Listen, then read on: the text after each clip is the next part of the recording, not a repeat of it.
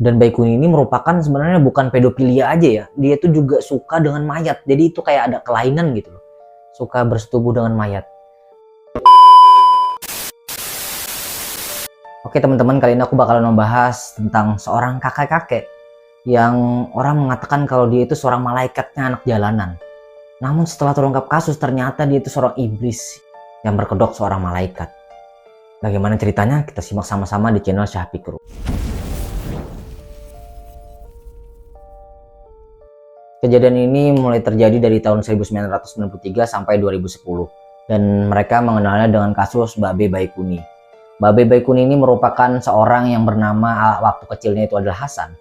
Hasan ini merupakan seorang anak petani yang bisa dikatakan sering dibully oleh teman-temannya karena dia dikatakan bodoh oleh teman-temannya, karena pada waktu itu umur sudah 12 tahun, dia masih kelas 3 SD dan sering tidak naik kelas.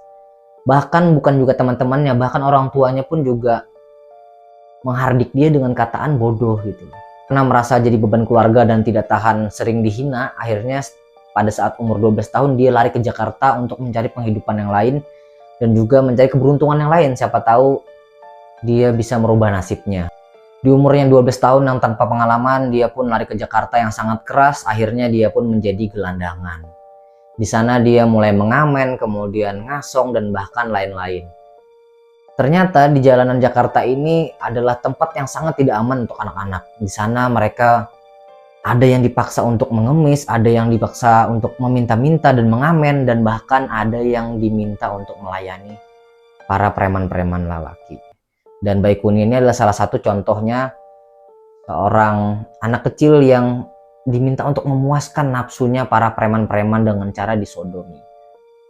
Kasihan sebenarnya Baikuni, tak hanya uang yang diambil, bahkan masa depannya juga diambil oleh para preman-preman ini dan menimbulkan trauma ya bagi dirinya pada dalam hal seks. Kemudian dia bertemu dengan Saputra, ini adalah salah satu orang yang baik dan ingin membantu Baikuni. Akhirnya si Baikuni dibawa oleh Saputra ke kampung halamannya untuk memelihara kerbaunya si Saputra tersebut. Dan syukurnya keluarga Saputra ini adalah keluarga yang sangat baik.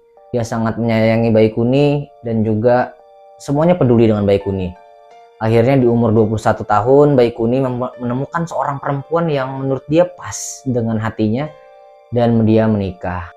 Baikuni pun menceritakan kepada istrinya kalau ternyata dia itu pernah disodomi oleh para preman-preman yang ada di terminal tersebut dan dia tidak mempunyai ketertarikan terhadap perempuan dalam hal bidang seks. Dan istrinya pun menerima semuanya dan tetap sabar.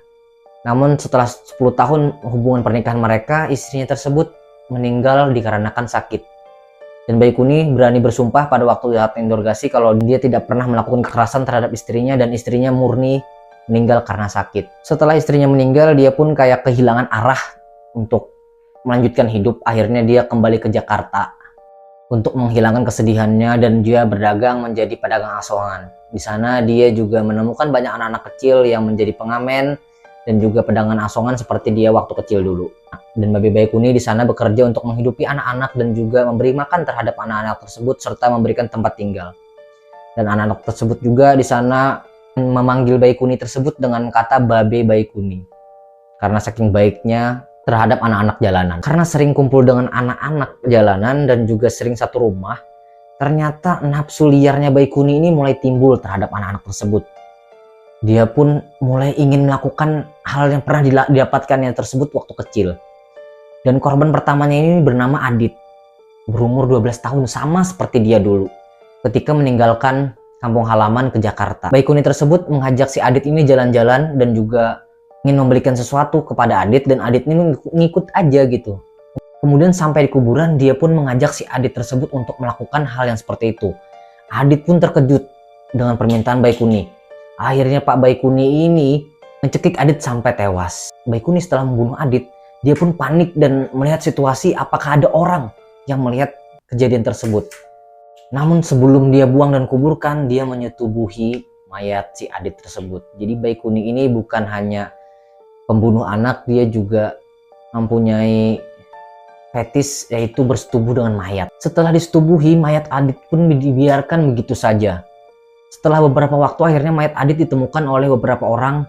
Namun tak ada satu orang pun yang kenal dengan mayat Adit tersebut karena Adit ini hanyalah seorang pengamen yang tidak punya keluarga dan tidak ada yang kenal gitu. Akhirnya kasus ini lewat begitu saja dan Baikuni lolos.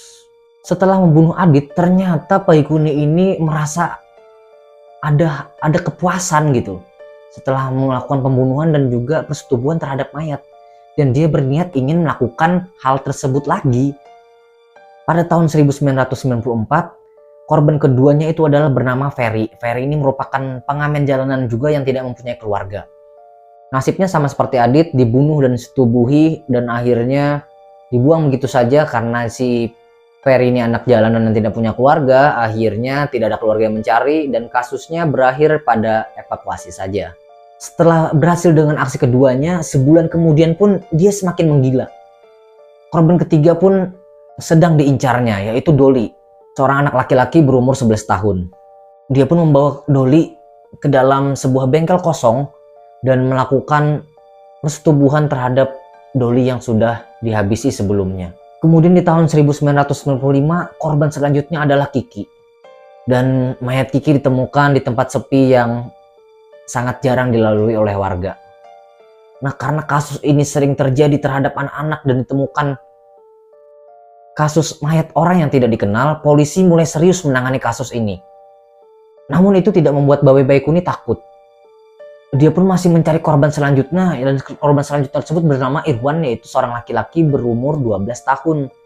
Dan bahkan untuk menutupi kasusnya, dia tidak lagi membuang mayat tersebut sembarangan. Dipotong-potongnya lah sekarang anak-anak tersebut.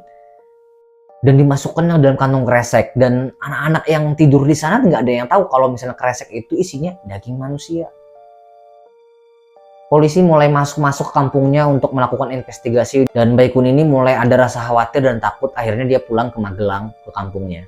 Dia juga membawa mayatnya si Irwan tersebut dalam kantong kresek tersebut. Di tengah perjalanan dia stop sebentar untuk membuang mayat si Irwan tersebut di daerah Purworejo. Baikuni ini pun juga udah merasa takut kalau dia itu bakalan ditangkap dan akhirnya dia mengganti nama menjadi Sunarto.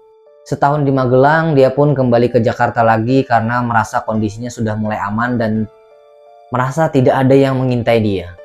Sebenarnya Babe Baikuni ini mempunyai sifat yang memang kebapaan dan suka merawat anak-anak terlantar karena dia pada dasarnya juga pernah merasakan terlantar pada waktu itu. Namun dia tidak bisa menahan hawa nafsunya untuk melakukan kejahatan tersebut. Hawa nafsunya lebih tinggi daripada rasa simpatinya terhadap anak-anak.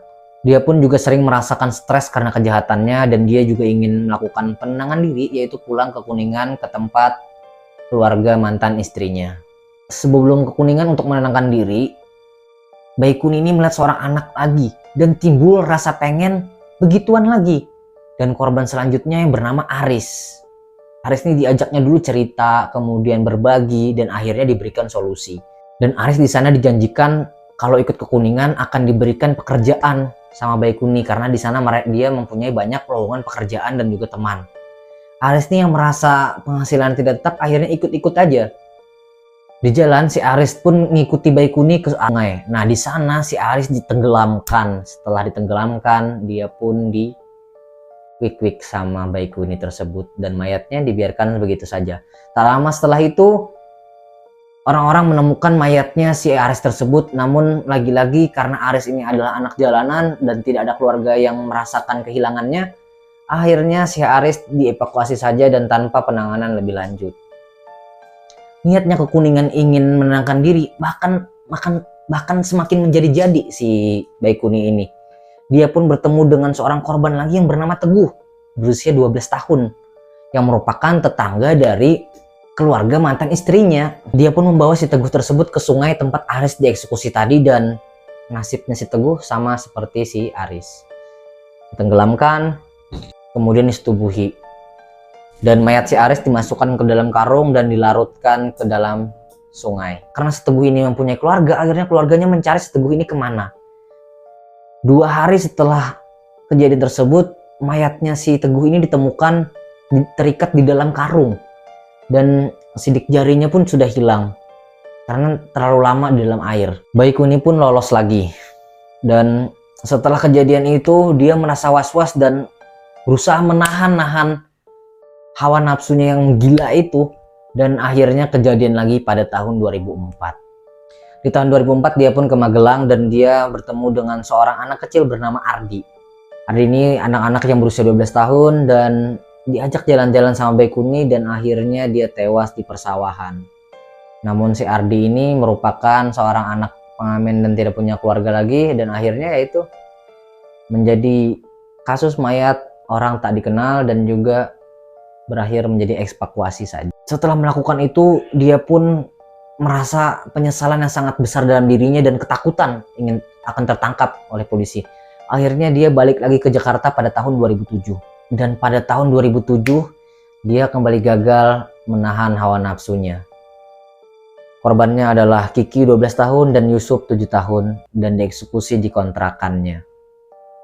Dan di tahun 2008 dia pun juga melakukan kegiatannya tersebut dan menimbulkan 3 orang korban, yaitu Adi, Via, dan Arif, yang dimana Adi itu 12 tahun, Via 12 tahun, dan si Arif itu tadi itu 9 tahun. Dan penanganan kasusnya sama seperti sebelumnya, yaitu orang yang tidak dikenal dan tidak mempunyai keluarga yang merasa kehilangan akhirnya menjadi evakuasi saja dan tidak dilanjutkan. Baikuni ini semakin berani karena udah belasan korbannya yang dihabisi namun tidak terendus oleh polisi. Dan dia pun mulai berani melakukan dengan leluasa. Dan terakhir adalah korbannya bernama Ardian, seorang anak berusia 9 tahun, dan Ardian ini sebenarnya pengamen namun dia itu mempunyai keluarga. Si Ardian ini diajak jalan-jalan, kemudian setelah di tempat sepi dia dirayu untuk begituan. Karena Ardian tidak mau, akhirnya Ardian dihabisi dengan cara dicekik. Dan tubuhnya dimasukkan ke kantong kresek lagi dan dipotong-potong, dan anak-anak yang sering ke situ tidak menyangka kalau itu adalah mayat si Ardian. Pada subuhnya Baikuni ini membuang 2 potongan mayat Ardian ini pada tempat yang berbeda, di mana kepala dan juga badannya terpisah. Pada pagi harinya warga menemukan sesosok tubuh yang tanpa kepala dan mereka pun melaporkan kepada polisi. Dan siangnya pun di tempat berbeda orang menemukan kepala si Ardian tersebut. Dan setelah kejadian itu Pulau Gadung pun menjadi heboh. Karena dalam jangka beberapa tahun ini sering banget tuh ditemukan anak-anak yang tewas dan tidak dikenali. Dan kasusnya dan motifnya tuh hampir sama, yaitu umurnya belasan tahun dan juga rata-rata laki-laki. Akhirnya polisi mulai serius tuh menangani kasus tersebut. Karena seringnya kejadian tersebut dan itu rata-rata korbannya dari Baikuni memang. Ardian ini diketahui kalau memang sering ke rumahnya si Baikuni. Dan keluarganya juga mencurigai kalau misalnya Baikuni ini adalah tersangkanya. Dan polisi langsung menuju ke rumahnya Baikuni dan di sana ditemukan bajunya Ardian yang tidak sempat dibuang oleh Baikuni. Dan Baikuni pun langsung ditangkap dan diamankan ke kantor polisi. Di sana dia telah mengakui kejadiannya mulai dari tahun 1993 sampai terakhir 2010 tadi, dia telah menghabisi sebanyak 14 anak. Setelah proses yang lumayan lama, akhirnya Baikuni ini divonis dengan hukuman seumur hidup. Namun dia tidak puas dan melakukan banding. Ternyata bandingnya tersebut malah menyusahkan Baikuni lagi. Dari hasil bandingnya yang awalnya seumur hidup, dia divonis dengan hukuman mati. Namun setelah vonis tersebut sampai sekarang Baikuni ini belum dieksekusi juga dan masih ditahan di Cipinang. Ya begitulah tentang rentetan kasus yang pernah dilakukan oleh Babe Baikuni, seorang malaikat anak jalanan yang ternyata adalah iblis bagi anak jalanan. Dan Baikuni ini merupakan sebenarnya bukan pedofilia aja ya, dia itu juga suka dengan mayat. Jadi itu kayak ada kelainan gitu loh, suka bersetubuh dengan mayat. Dan salah satunya kelainan ini biasanya ditimbulkan oleh masa lalu yang kelam, karena biasanya pelaku ini adalah korban di masa lalu. Semoga kita dan keluarga kita tetap terhindar dari hal-hal yang seperti ini. Bagi teman-teman yang punya request kasus, silahkan klik di komentar dan juga klik subscribe dan bagikan cerita ini biar bermanfaat bagi kalian. Terima kasih telah menonton. Assalamualaikum warahmatullahi wabarakatuh.